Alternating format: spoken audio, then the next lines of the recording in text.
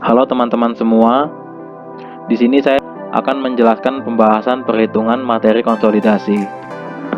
Oke, jadi di sini sudah ada data yang diperoleh dari pengujian konsolidasi.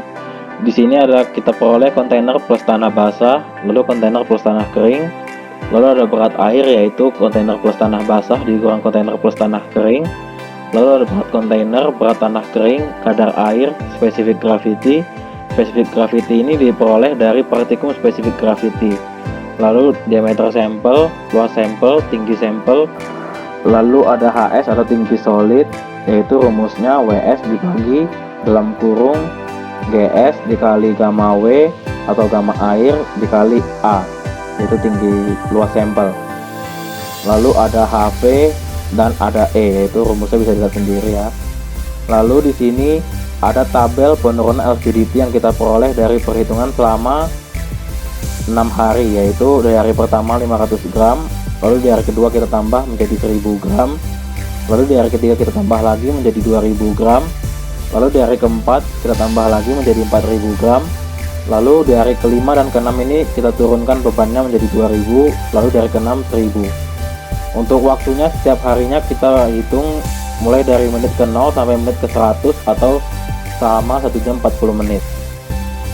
Lalu setelah kita masukkan data ke dalam tabel, selanjutnya kita jabarkan per masing-masing beban, yaitu ada akar T dan penurunan. Untuk akar T itu sendiri diambil dari waktu, lalu untuk penurunan itu adalah tinggi sampel dikurang penurunan yang kita peroleh dari partikum, sehingga didapatkan hasil seperti ini.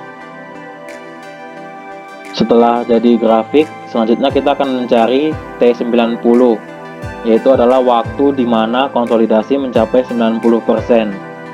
Nah, untuk mencarinya pertama kita tarik garis ke sejajar dengan penurunan yang paling besar, sehingga disinilah penurunan yang paling besar terjadi. Lalu pembuatan garisnya harus bersinggungan seperti ini.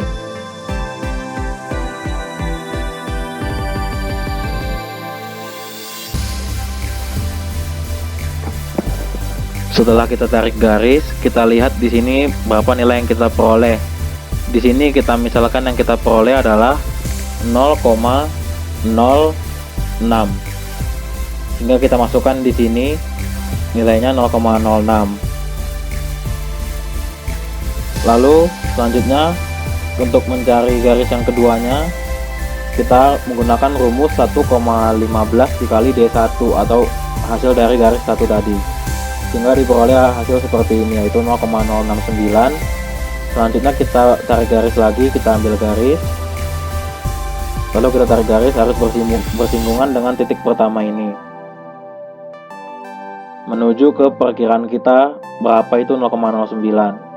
Misalnya di sini adalah 0,09. Nah, maka ini adalah garis D2. Nah, ini harus bersinggungan ya. Nah, jadi inilah garis D2. Lalu setelah itu barulah kita bisa mendapatkan nilai T90-nya, yaitu menggunakan garis tanda panah ini.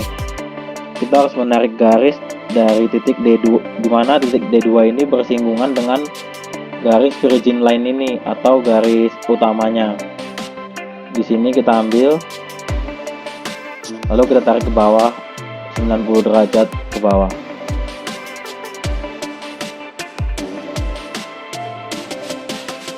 Oke, nah jadi inilah nilai T90 yang kita dapatkan. Kita baca di sini misalkan yang kita dapat adalah 0,058 ya.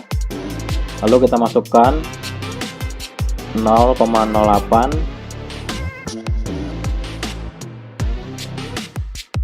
Nah, sehingga didapatkan T90. Di sini rumus T90 itu karena yang kita peroleh tadi adalah akar T90, sehingga untuk mencari T90 yaitu harus dikuadratkan untuk menghilangkan akar. Lalu setelah kita mendapatkan nilai T90, selanjutnya kita mencari nilai CV. Rumus CV yaitu T atau 0,848 dikali HDR kuadrat dibagi T90. Untuk HDR itu sendiri rumusnya adalah setengah dikali H atau setengah dikali tinggi sampel. Selanjutnya kita menghitung tegangan, yaitu rumusnya P per A. P itu adalah pembebanannya dibagi dengan A itu adalah luas sampel. Lalu selanjutnya kita menghitung delta H, yaitu rumusnya adalah final dial N plus 1 dikurang final dial N. Lalu selanjutnya kita menghitung delta E, yaitu perubahan angka Pauli. Rumusnya adalah delta H.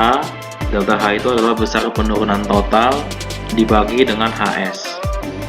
Lalu kita menghitung E atau angka Pauli, yaitu bisa dengan rumus HV per HS atau bisa dengan rumus kedua, yaitu E0 dikurang delta E1. E0 itu adalah angka Pauli asli, sedangkan delta E adalah perubahan angka Pauli. Ini adalah contoh grafik yang kita buat setelah kita menghitung nilai CV. Jadi untuk nilai Y ini adalah CV, sedangkan untuk X ini adalah bebannya. Selanjutnya kita akan menghitung CR dan CC. Untuk CR itu adalah nilai indeks rekompresi, sedangkan CC adalah nilai indeks kompresi. Untuk rumusnya dapat dilihat di sini. Lalu untuk nilai E dan tegangan ini diambil dari grafik yang akan saya jelaskan setelah ini.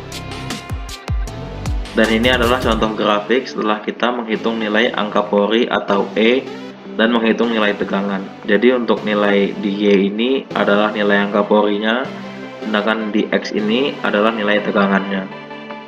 Fungsi grafik berikut ini adalah untuk menghitung nilai P aksen C atau nilai tekanan prakonsolidasi. Cara mencari nilai P aksen C yaitu pertama kita sediakan garis lurus. Cara menarik garis lurusnya yaitu kita harus menarik garis lurus yang bersinggungan dengan garis terbanyak di garis miring ini. Jadi seperti ini, kita buat garis lurus yang bersinggungan.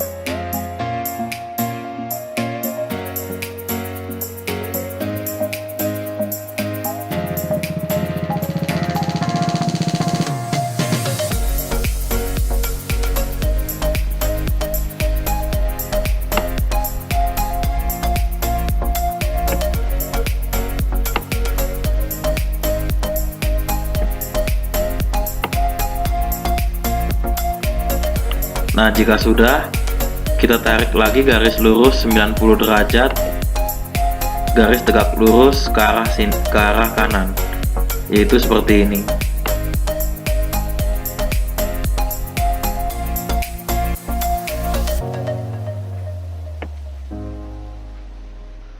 Lalu setelah itu kita menarik garis lagi, yaitu garis pembagi antara dua garis ini. Jadi garisnya harus lurus, tepat membagi dua antara dua garis tersebut.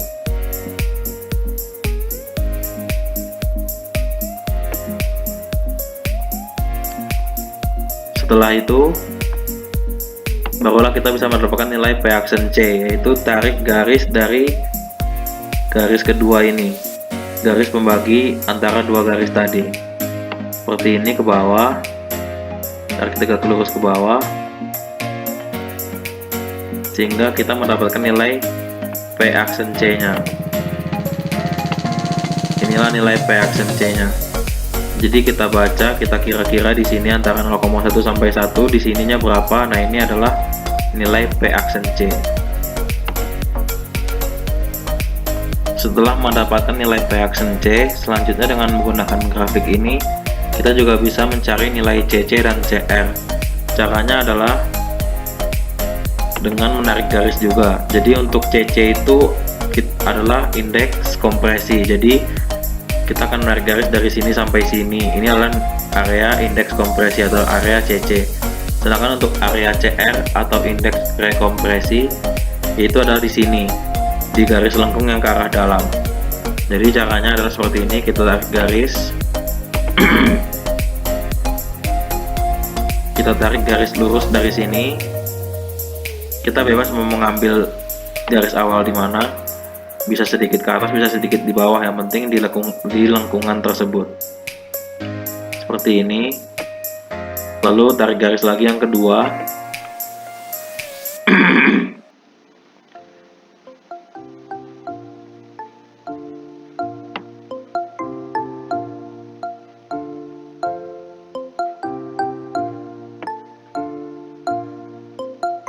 Lalu tarik garis tegak lurus ke bawah dari garis 2 tadi tersebut.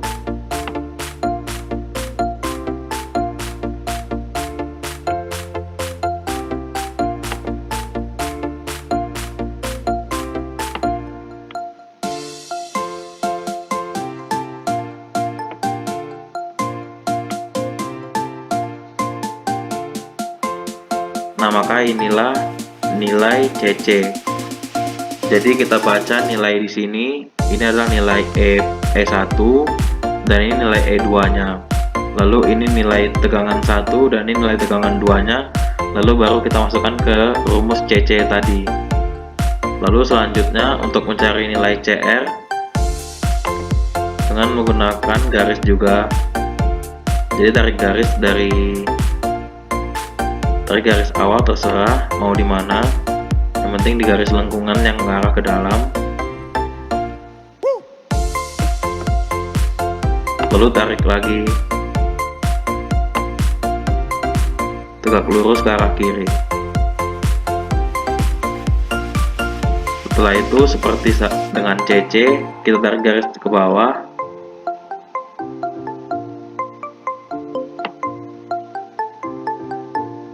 Tegak lurus dengan garis yang kita buat pertama tadi.